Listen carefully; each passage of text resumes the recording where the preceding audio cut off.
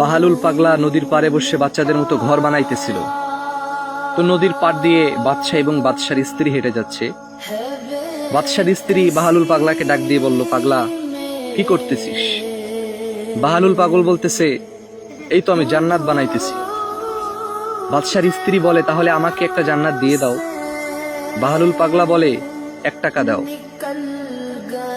পাগলার এই 1 টাকার কথা শুনে বাদশার স্ত্রী ব্যাগ থেকে বের করে 1টা টাকা তাকে দিয়ে দিল। বাহালুল পাগলা একটা মুস্কি হাসি দিয়ে বলল, যাও, তোমাকে আমি একটা জান্নাত দিয়ে দিলাম। সুবহানাল্লাহি ওয়া বিহামদিহি। বাদশা তো এই কাণ্ড দেখে মুস্কি মুস্কি হাসতেছে, বলে, পাগলে কিনা বলে আর ছাগলে কিনা খায়। বাদশা রাতে ঘুমিয়ে গেল, স্বপ্নের মধ্যে দেখতেছে সে জান্নাতের মধ্যে বিশাল বড় একটি ঘর। ঘরের সামনে বিশাল বড় একটা চৌকাঠে তার স্ত্রীর নাম লেখা। প্রহরী ফেরেশতাদেরকে জিজ্ঞেস করলো, এই ঘরটা কার? ফেরেশতারা বলে, যার নাম লেখা দেখেন তার। বলে, নাম তো লেখা দেখি আমার স্ত্রীর। বলে, হ্যাঁ, এটা আপনার স্ত্রীর। বলে, এত বড় ঘর আমার স্ত্রী কিভাবে জান্নাতের মধ্যে পাইলো? বলে, গতকালকে বাহালুল পাগলার থেকে 1 টাকা দিয়ে এই জান্নাতের ঘরটা সে কিনে নিয়েছে। সুবহানাল্লাহি ওয়া বিহামদিহি। বাদশা শুনে মনে মনে চিন্তা করে, তাহলে আমি একটু আমার স্ত্রীর ঘরে প্রবেশ করি, দেখি কত বিশাল বড় ঘর।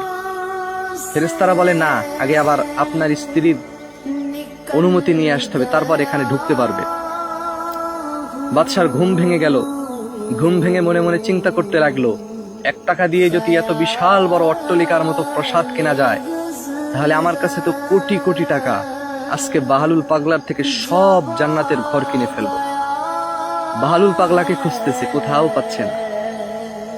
এতবার খুঁজতেছে, যেই যেই জায়গায় পাগলা থাকে সেই সেই জায়গায় যাইতেছে, কিন্তু লেকিন কোথাও বাহালুল পাগলাকে পাওয়া যাচ্ছে না।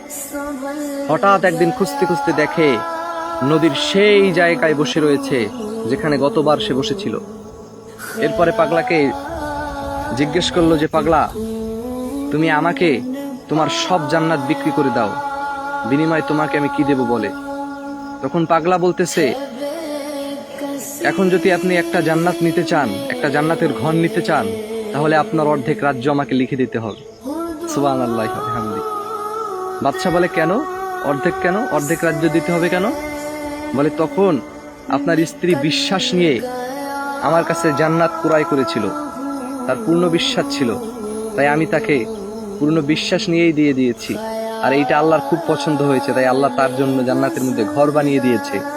আর আপনার পূর্ণ বিশ্বাস নাই, আপনি টাকা দিয়ে কিনতে এসেছেন, তাই আপনি কিনতে হলে অর্ধেক রাজ্য দিয়ে দিতে হবে। সুবহানাল্লাহি ওয়া বিহামদিহি। এরকম বহু পাগল সমাজের মধ্যে আছে, যারা আল্লাহর জন্য পাগল, যারা নবীর জন্য পাগল। আল্লাহ আমাদের সকলকে সহিহ সামাজ দান করুক, আমিন।